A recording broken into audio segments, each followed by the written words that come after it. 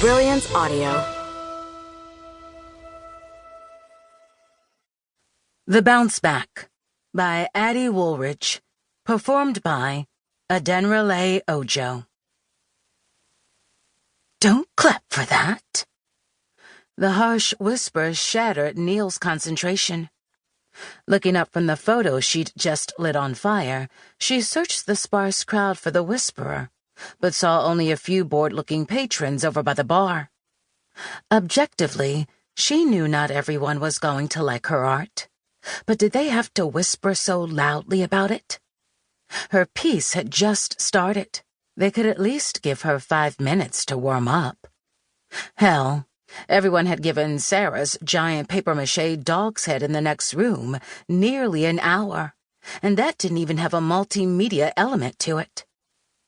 Flames from the photo in her hand licked her fingertips, and she dropped it into the burn bin she'd painstakingly lugged into the gallery earlier that morning, belatedly realizing that she hadn't recited the line from Return of the Jedi before she'd let it go.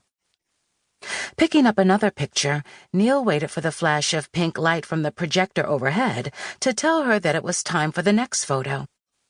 When the mutilated makeover scene from Grease began playing, she seized the image of the March for the Equal Rights Amendment, clicked her lighter and said, "Upgrade yourself. He's a stud." Neale waited for the audience to react. Over by the bar, a woman clapped half-heartedly into the silence. Maybe the audience didn't realize the film and the march had happened at the same time. Darren might have been right. The piece needed show notes. At least she'd remember her line this time. "I swear, Americans will clap for anything," the bored-looking white man by the bar said, putting his hand over the woman's to silence her claps. "This is not good." Definitely should have done show notes, Neale thought as she began to wilt under the heat of the sparkly white sequins on her majorette uniform. How could something without pants be so warm and itchy? This was not going the way she had anticipated. She had imagined this piece being met with awe, the kind reserved for great artists like Lorraine O'Grady or Tashing Shea. Instead, she was getting crickets. Shaking the thought off, Neale reached for the next picture as she watched the art features editor for the Seattle Times walk into the gallery and saunter over to her parents. Of course he was here. The Weatherford Collective shows were always covered. After all, it was known as the Seattle Showcase to find up-and-coming artists. Knowing her dad, he'd probably emailed the guy weeks ago just to be sure he saw Neale's name on the flyer.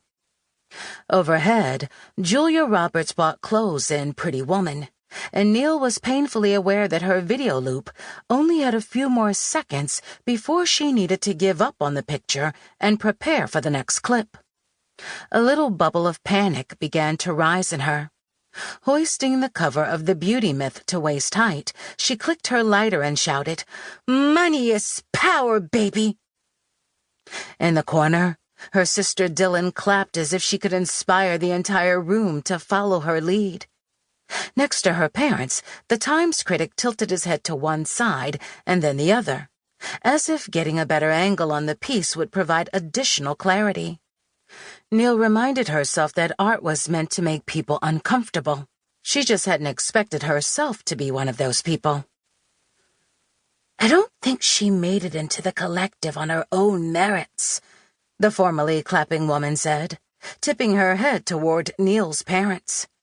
That stung. Gasps of delight over the dog head came from the next room, further highlighting the perplexed audience reaction in front of her. The screen flipped again, and the Birds' infamous schoolhouse scene began to run in a flickering loop. The sounds of Tippi Hedren and a pack of schoolchildren running and screaming from a murder of crows echoed around the gallery. Scanning the crowd, Neale found Dr. McMillan, director of the Weatherford Collective, watching her, followed by Jenna, her assistant, filming on her phone.